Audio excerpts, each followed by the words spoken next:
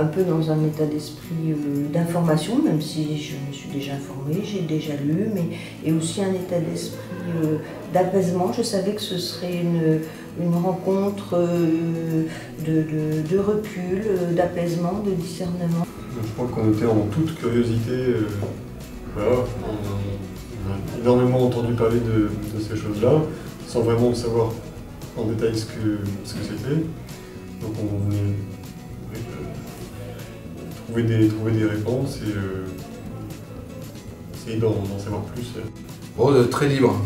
D'abord parce qu'on est confronté, moi je citais tout à l'heure une expérience où un jeune est venu me parler de ces questions d'identité sexuelle, quoi. Et on arrive, on a besoin d'être conforté, on a besoin au départ, avant de venir, peut-être une interrogation, non pas une crainte, mais une interrogation en se disant c'est un sujet quand même assez polémique, assez conflictuel.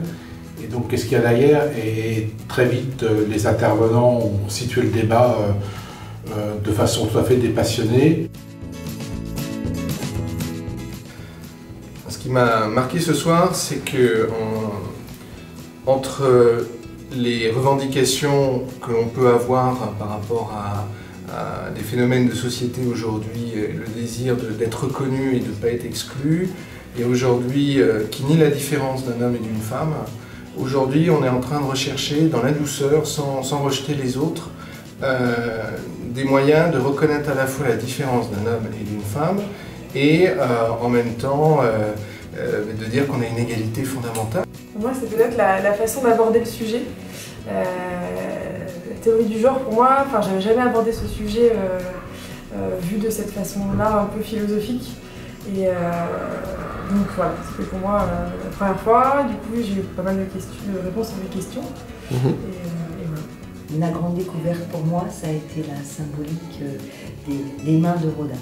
Il y a une phrase que j'ai retenue, notée, c'est qu'on n'était pas libre d'être homme ou femme, mais on était libre de la manière dont on va être homme ou femme.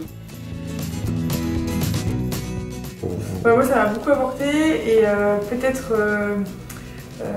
plus aussi après les témoignages, que ce soit d'un couple marié, d'un chef d'établissement ou d'un prêtre.